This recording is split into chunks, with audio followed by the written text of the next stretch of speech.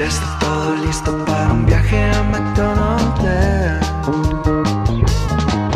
Hay volcanes de shakes y también verás un French fry touch. Te sorprenderás, voltea y verás un hamburger patch. Cuando vienes a Llévate el nuevo Mount McDonald Land Shake con uno de 6 recuerditos cuando ordenas el McDonald's Land Meal.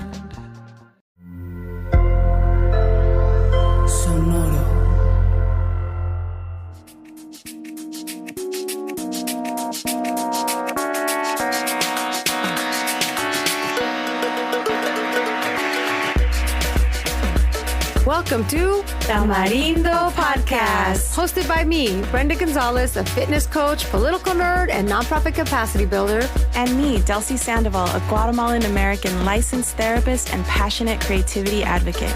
Together, we're here to uplift our community through powerful conversations with changemakers, creatives, and healers. Each week on the pod, we talk politics, culture, and personal development. Listeners call Tamarindo the Advocacy and Self-Love Podcast. Vámonos! Let's start the show.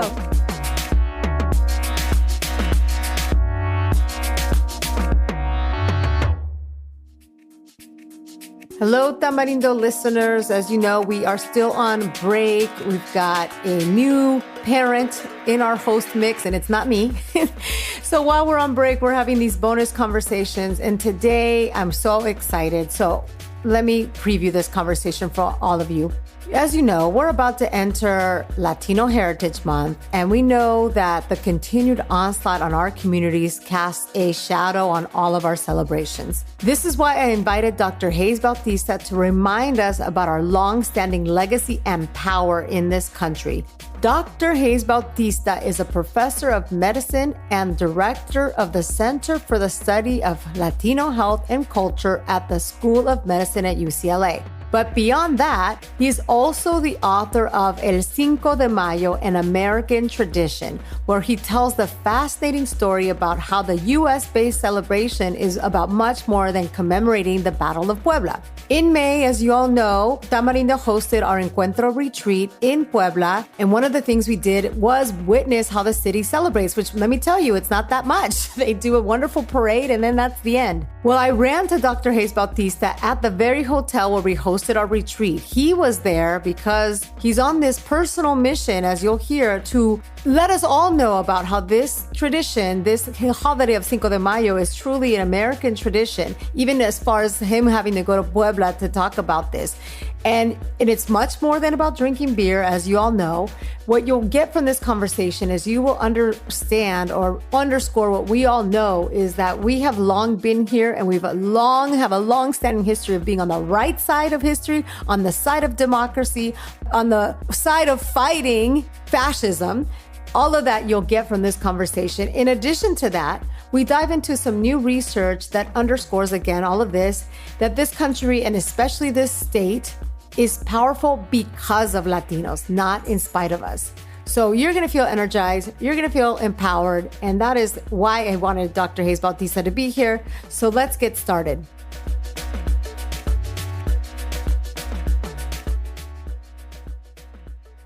First of all, I want to welcome you, Dr. David Hayes-Bautista, to Tamarindo. It's so good to have you. My pleasure. Now, I last saw you actually in Puebla. I had the opportunity to run into you right around Cinco de Mayo, and I figured it was so funny because I was just talking about you with the folks that I was there because my introduction to you includes your passionate crusade, if you will, to educate us all on some of the things that we didn't already know about Cinco de Mayo. So because I know that about you, and it's been something that has inspired me since I first heard your take on this. So you've written that Cinco de Mayo first took root in California during the Civil War. What were those early celebrations really about? Can you tell us a little bit about that? Yes. During the American Civil War occurred 12 years after what I call the Latino Big Bang in California, which were the 10 days that changed the Spanish-speaking world. And we'll get back to that. But because of that, the Latino population in California during the American Civil War was around about 150,000 to 200,000 people. Now, that's a lot of folks because the total population of California was not even 500,000. Latinos, then during the American Civil War, generally opposed slavery. They supported freedom. They opposed white supremacy. They supported racial equality. They opposed elitist plantation rule. They supported democracy. So when the Civil War broke out in 1861, Latinos almost unanimously lined up and supported Lincoln. And many Latinos joined the United States Army. They joined the United States Cavalry. You had whole units of Spanish-speaking United States Cavalry and the United States Navy. The first full admiral of the United States was a bilingual, bicultural Latino. So they were very much in support of the North. However, the French then went into Mexico, taking advantage of Lincoln's preoccupation with the Civil War, with the goal to overthrow a democratically elected president, Benito Juarez, installed the Emperor Maximilian in his place, and then have the new Empire of Mexico become an official ally of the slave states fighting against Abraham Lincoln. So Latinos were aghast.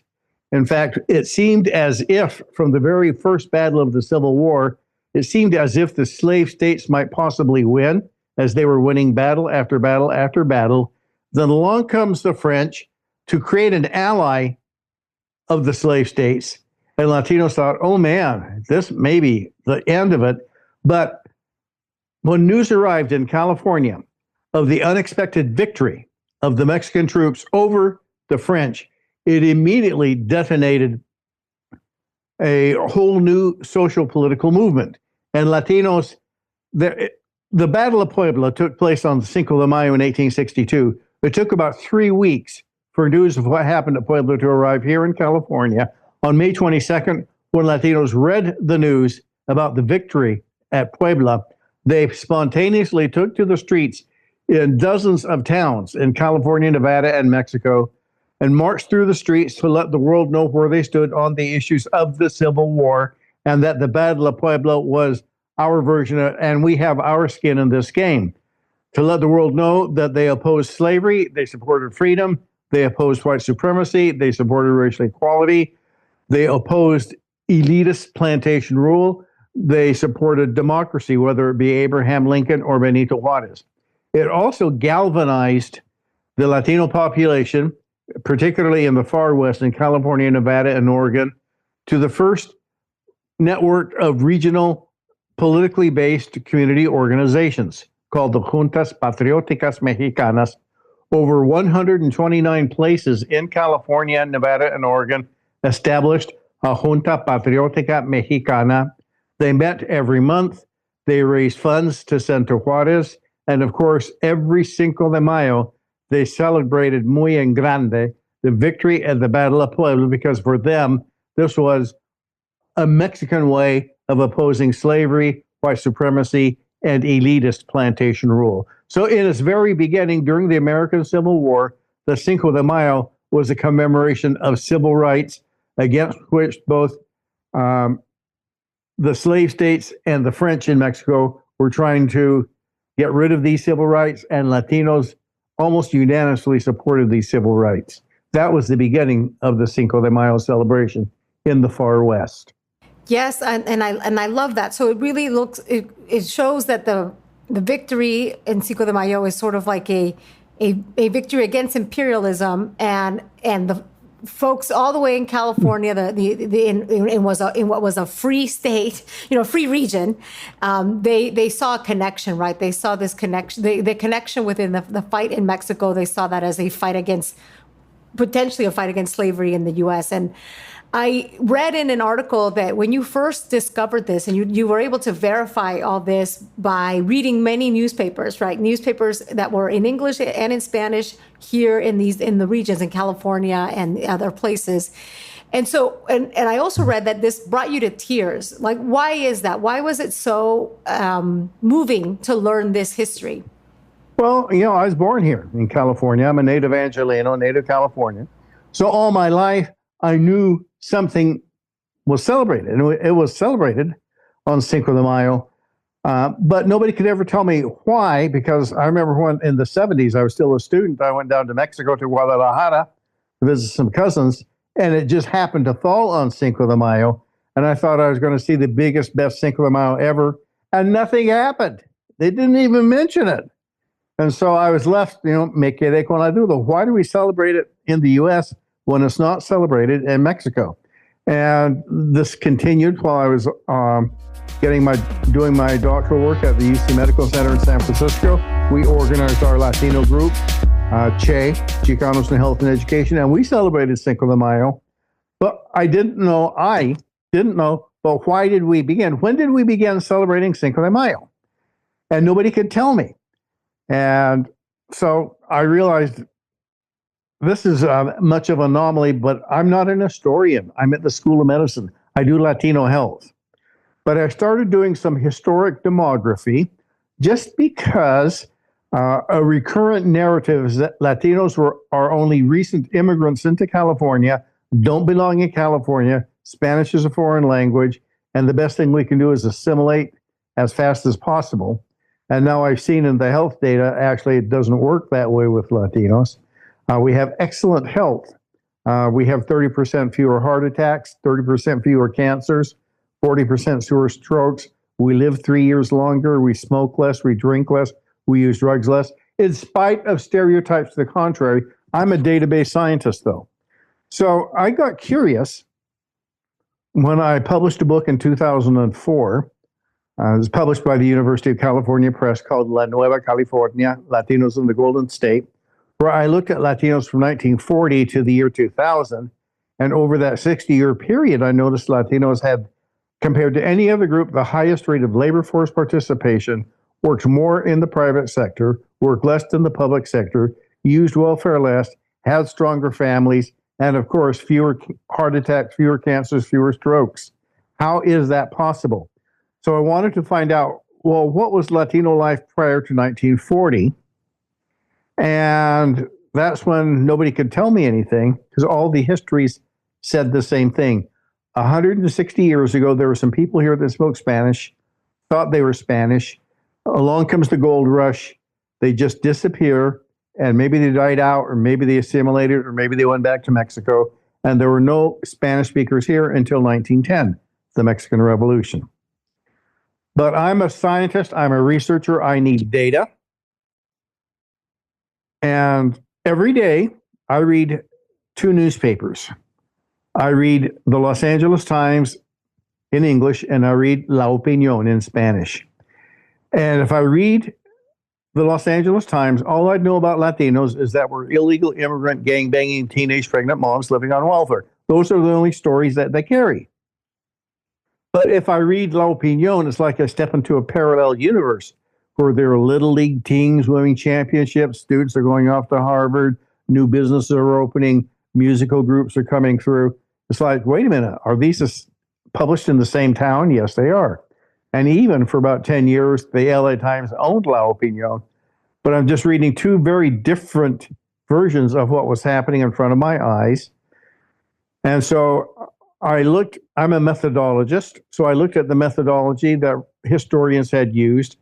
And when they did research on Latinos in the 19th century, they used English language newspapers. And I thought, well, there must have been Spanish language newspapers. And in fact, I discovered them. Beginning in 1851, there has been a continuous Spanish language media presence in California. So I collected, I think, the world's best collection of 19th century Spanish language newspapers covered in California. And I was using them primarily to look at data. I'm a demographer. And the English language newspapers wouldn't publicize Latino births, marriages, or deaths. You just never see them. However, just like today, I would see them in the Spanish language newspapers. So I collected the newspapers just to get data about births, marriages, and deaths as a demographer. But to get those data, I had to read the entire issue. They didn't have a particular section that they would occur in. I began in 1851. And as I did so, I went up through I read the entire gold rush in Spanish, what was going on. And then I started reading in Spanish about Abraham Lincoln's election, John Brown's movement at Harper's Ferry, the firing on the island in Georgia and South Carolina, and then the outbreak of the Civil War. But I'm reading this in Spanish. So these papers were published in California. So this is what Latinos at the time were reading about the Civil War. And I thought, this is fascinating. I had no idea Latinos were here, much less knew about the Civil War. And then as I got to 1861, I started reading about the French and the Triple Alliance and the French land in Mexico. And they were starting to march towards Mexico City early in the spring of 1862. Now, remember, initially, I was just looking for how many babies were born, who got married, and then who died. I'm just looking for that. But to read all that, I had to go through all the rest of the newspaper.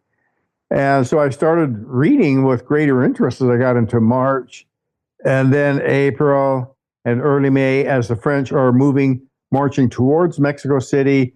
They're ready to put Maximilian. He's ready to make an alliance with the slave states.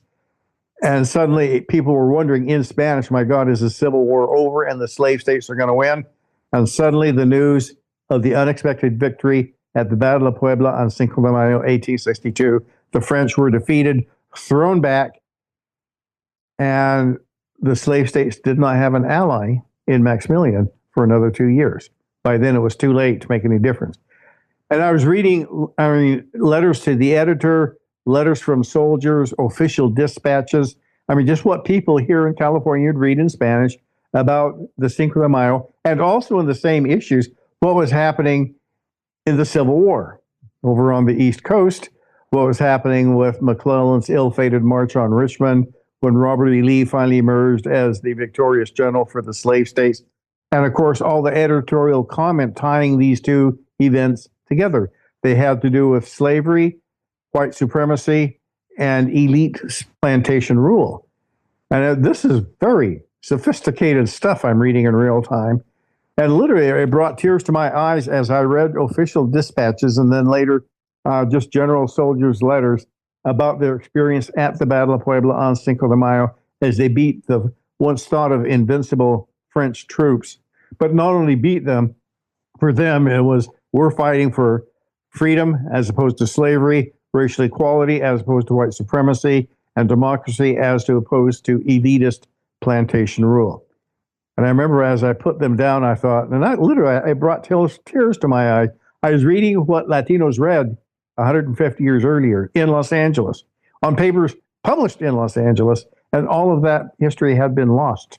I had never been told any of that. So I thought, I need to share this, so I wrote the book, El Cinco de Mayo, an American tradition, because it was celebrated up here in what's now the United States, particularly in California, Nevada, and Oregon. I believe also in New Mexico and Oregon and Colorado, but not in Texas, because Texas was a Confederate state. They would not be celebrating defeat of white supremacy and slavery. They would not, period.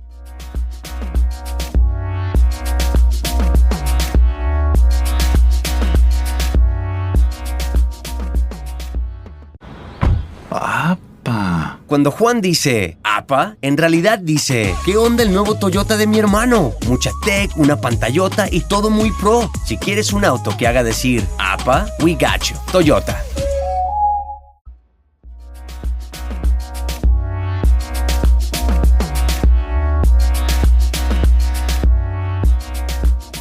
Yeah, fascinating. Very, very fascinating. And I'm curious too, when you've taken this on yourself and you've informed so many of us, including me, and it's been such a wonderful, just like you just kind of like affirming how long Latinos have been here, how long we stood on the right side of issues. So that's all very empowering. I'm curious how this lands because I imagine that when I saw you in Puebla, you were probably talking about this very topic in Puebla. So when you talk to folks outside of the U.S. about this great history, this connection, how does that land? How do folks receive that? Well, it's a revelation in many ways. Everybody's heard of the Cinco de Mayo. Everybody knows that the Mexican army beat the French. But why would it be celebrated in the United States when it's not celebrated in Mexico, by the way? Right. As I Even, discovered. and I'm telling you, even in Puebla, there was like the parade and that was it. That's about it. Yeah, and it's a military parade, very much a military parade. But that's because we need to understand that it was created as a commemoration that we are familiar with. It was created by Latinos living in the United States, particularly in California, Nevada, and Oregon, as part of their experience of the American Civil War. Mm-hmm. We need to understand. And it was a human rights declaration in its origin. Love it. Well, fantastic. My last question around this before we pivot to my next topic here is, what can we do to continue to let this history be known? How do we let folks know that this is our true story? I mean, of course, your book, we're having this conversation here. What else can we do? Well, this is probably the world's easiest thing to do. Everybody already knows, hey, Cinco de Mayo is important. We just don't know why. And as I tell people, hey, I'm not saying don't celebrate it, but remember why we began. It had to do with civil rights. And these issues are as important today as they were 160 years ago during the American Civil War. Freedom, equality, democracy. We are still fighting for them today in 2025, and in many ways following in the footsteps of our social ancestors who did this during the American Civil War. These issues define what it is to be American, and we have always come down on the side of freedom, equality, and democracy. And we need to remember that. So let's repurpose the celebration from not Cinco de Mayo to civil rights. That's why we celebrate. Perfect. I love that. Okay, so shifting here to Latino economic power, because like you mentioned, you're a researcher, you're a demographer, you've researched our community for a long time, and it's led to interesting paths like this one. You recently you published a report that shows that Latinos drove over $1 trillion of California's economy last year. So what does this tell us about the economic power of our community here in California today? Okay, well, ever since the gold rush, California has been an economic powerhouse within the United States. We do things first, we do them faster, we do them better. And the current situation is no different. Governor Newsom announced about February of this year that if you looked at the California economy, just the GDP that we produce in California, just alone, apart from the rest of the United States, we would be the world's fourth largest economy. Well, I've been studying the Latino GDP and publishing on that for nearly 10 years. So I happen to know that the reason why California looks so good, we're the number 4 economy, is because of Latinos. And that Latinos create over $1 trillion in economic activity in California. If you took the Latino GDP out of California, California would no longer be number 4, competing with Japan and Germany. We would fall to number 8, competing with fellow Italy and Brazil. We make that difference. Latinos do. The Latino GDP within California grows twice as fast as the non-Latino GDP. Latinos have much higher labor force participation. Our labor force is growing 15 times faster than the non-Latino generation labor force. Our wages and salaries are growing faster. So we are contributing, we are driving the growth of California. We make the difference between competing with Japan and Germany and competing between Italy and Brazil. We make California number 4. Yeah, we're so essential. But, California is also reeling from the recent immigration raids, and our state obviously is going to continue to be a target. So what could this be? What's at stake here in California's economy if, Latinos continue to be afraid to go to work, afraid to leave their homes, not feeling safe wherever they go? I look at it from a point of economics. Who does not want economic growth? You look a little young. I don't know if you remember the Great Recession of 2007, 2009. Yes. That was hard. That's when you had economic shrinkage almost all around the world. And it took us about 6 years to come out of that. We didn't really come out of that recession until 2015, 2016. However, it was during that Great Recession that we began to notice, hey, the Latino GDP really grows differently, faster, and better and higher than the non-Latino. So how do you make a GDP grow? Well, you grow the labor force, make it larger. You reward the work ethic. You invest in it so that it's highly educated, particularly as we move into the knowledge economy globally. We're no longer competing on who can make widgets faster, but who can create new ideas faster. You invest in its health more than anything else. So you would think that a national administration that says, we believe in economic growth, would do that. Let the Latino labor force grow, invest in it, et cetera, reward work ethic. But we have just the opposite.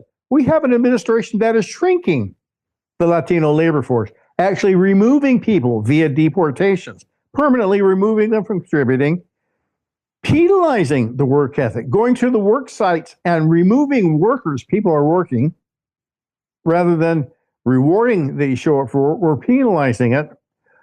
We want to stop investing in education overall, particularly higher education. When in fact we're competing with China and other places in terms of the knowledge economy, we need the most highly educated labor force ever, not for affirmative action purposes necessarily, but for economic competition.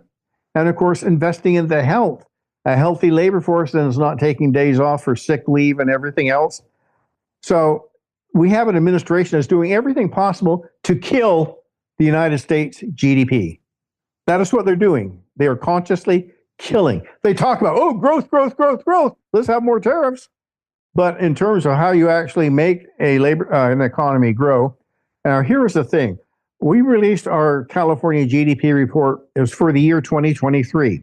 The Latino babies born in 2023 entered the labor force in 16 years in 2040. So that the health profile they take into the labor force, their education, are the investments that California makes over the next 16 years. They enter in 2040, and they will be working and productive until 2090. We are preparing the labor force that will drive the California economy for the rest of the 21st century right now. So do we want to shrink the labor force, penalize work ethic, cripple it by cutting off health services so it's sickly, cripple it by not investing in education? Well, then kill the economy. I think California already is coming to its senses that we need to continue to grow the labor force, reward the work ethic, invest in its health, invest in its education, so that at least California can be competitive throughout the rest of the 21st century. Yeah. Basically, I say, do you want economic growth or do you want economic recession? Make your choice. And the administration of Washington says, oh, recession is fine. We're going to talk about econ. We're going to make it all great again with tariffs on top. And I thought, they're doing the exact opposite. Just the exact opposite. Yeah. And what you're saying, too, is their obsession with us is to their detriment, right? It's killing the overall U.S. economy. Across the U.S., we also did the U.S. GDP earlier this year. We see the same thing. We are the growth spot and the only growth spot in the entire U.S. economy. So, you have administration wants to stop economic growth. Great. Well, don't talk to me then about you're the economics administration. You're the recession administration. And just remember the last recession, how well that went down. Wow. Don't get me going. And I think some of your, no. And I think some of your research also found that the U.S. Latino GDP is now the 5th largest in the world. I mean, that just again underscores how powerful we are. It's larger than the entire economy of the country of India, 1 billion people. We're only 65 million. Our economy is larger than India, and we're growing faster than China. And you want to slow this down? That's not very smart in terms of economics. Yeah. So what should they be doing instead? I mean, you kind of pointed to it, but yeah, what should be happening instead to continue to propel this growth? Letting the labor force grow, both through natality and immigration. Rewarding the work ethic. If people show up for work, they should be rewarded. maybe they should get paid what they're putting in. People say, well, if we're creating the world's fifth largest economy, why are our wages so low? Well, I say the problem is that it's not us. We produce the world's fifth largest economy. It's not what we get paid. That's a whole different question, but we produce. We're not asking for anything we don't produce. We only want just wage for what we produce. So it's the question, do you want economic growth or do you not? It's that simple. And if people say, well, I don't want economic growth, you remember 2007, 2009? Yeah, that was not fun for anyone. We're going to relive it if they keep this up. All right. What is your final message that you want to leave our listeners with? My hope today, and I think you've accomplished this, is I just want our community to feel orgullo as we, Hispanic Heritage Month, Latino Heritage Month is right around the corner. I think knowing this history about how long we've been part of this country, how long we've been an economic force, how long we've also stood on the right side of things, and how long we've fought for democracy. I mean, that's what I want folks to take away from this conversation. What else should you leave our listeners with today? I think you said it beautifully, very succinctly. We need to understand we have been economically active in what's now the United States since 1513, over 500 years. And we have always stood on the right side. We helped fight for the U.S. independence back in 1776. In many battles, there were more troops that spoke Spanish than spoke English, fighting for United States independence. We were there during a Civil War, World War I, World War II, you name it. We've always been producing, but that has not been the narrative that people have of narratives. We're always seen as, oh, you're the illegal immigrant, gang-banging, teenage pregnant mom on welfare. So we need to understand ourselves, who we are, the greatness we have brought. That's the most important thing, is that we understand it. Yeah. And I know we didn't have a chance to get into it, but I think what you're pointing to is we need to understand it so that we can take back the narrative, right? Absolutely. Because the narrative is the problem, is that we need to take that back. Yes. Well, thank you so much. I know that you're really busy, and I really appreciate you stopping by our podcast here.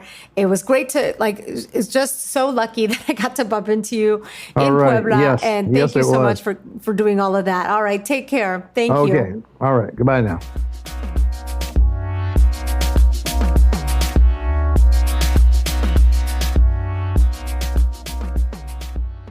Hey, y'all. Thank you for listening to this conversation with Dr. Hayes-Bautista.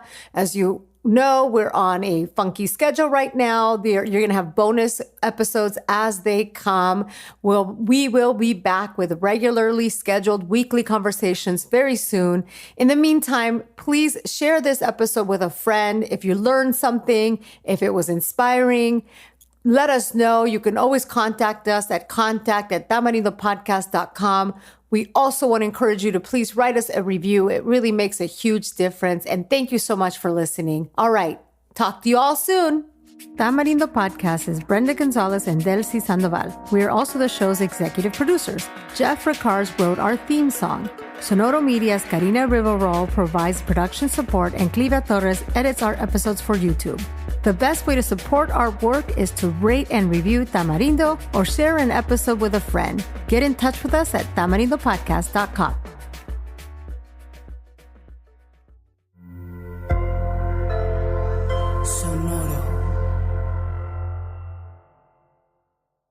Hola, it's Rachel from Waitke, your Spanglish podcast de confianza. When we started this podcast, I had no idea how much work went into it.